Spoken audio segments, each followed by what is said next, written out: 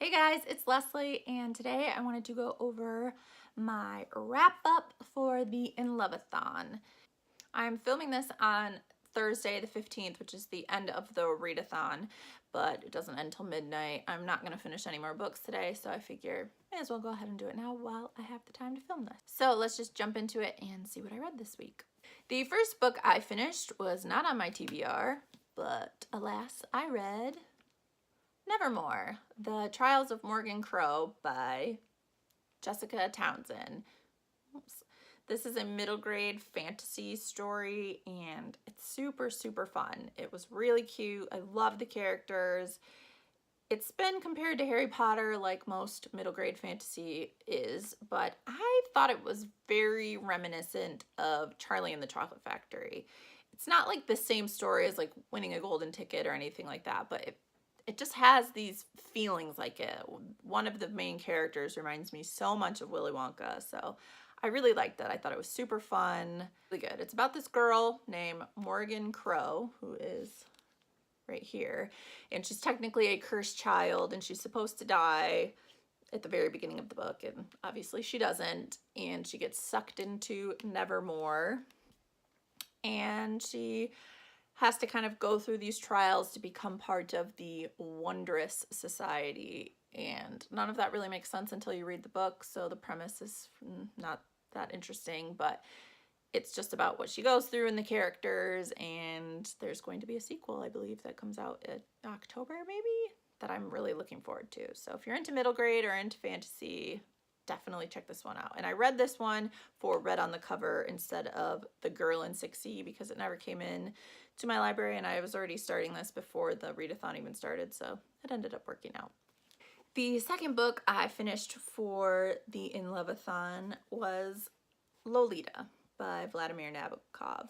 By the time you're seeing this wrap up, I should have already posted a full review of this story, so I won't go through all of my thoughts. I'll just suffice this to say I didn't love it. I thought it was actually pretty boring, even though the subject matter of a older man having a relationship with a 12-year-old girl sounds terrible. And I mean, it is. It's super creepy and weird, but it just didn't have something. I don't know. The je ne sais quoi, I don't know. Something about it that just was boring. And I just didn't like it. The one thing I did not say in my wrap up that I would kind of compare this to, but like the really boring sort of comparison, is To You by Caroline Kepnes.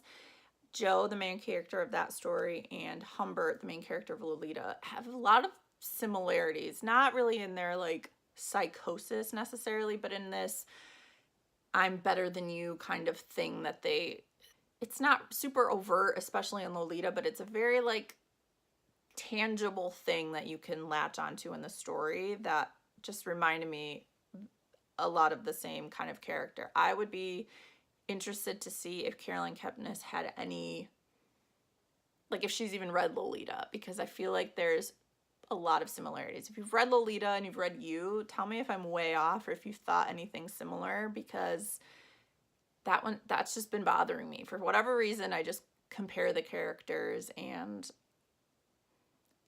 that's all I can really say about Lolita. I gave it 2 stars. Not very good. The next book I finished was TheOne by Kira Cass. I listened to this on audiobook. This is the final book in the selection. Well, it's the 3rd book in the selection series. Yes, there are 2 more books, but they sort of follow different characters. So I think you can call the first 3 a trilogy. And this was fine. It was cute. I liked it better than the 2nd book in this series. And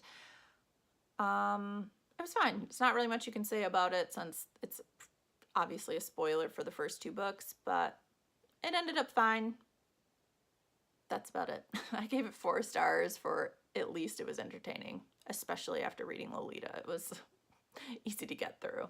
After that, I read Ive Got Your Number by Sophie Kinsella. I used this for the your favorite romance author and also like location you'd want to spend Valentine's Day, since this takes place in London. And I really, really liked this story. I mean, it's total chick lit, which I'm cool with, but was like page turning for me. I really liked the characters. Sophie Kinsella is a really funny writer. There was a couple times I laughed like seriously out loud.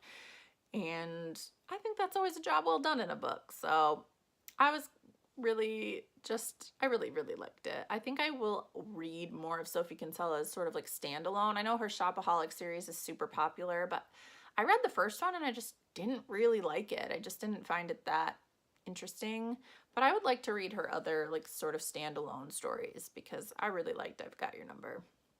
I also read Cinderella out of Grimm's Fairy Tales, and I watched the live action Cinderella movie, and I loved it. And I watched it on Valentine's Day. My husband was working late, so I was by myself anyway.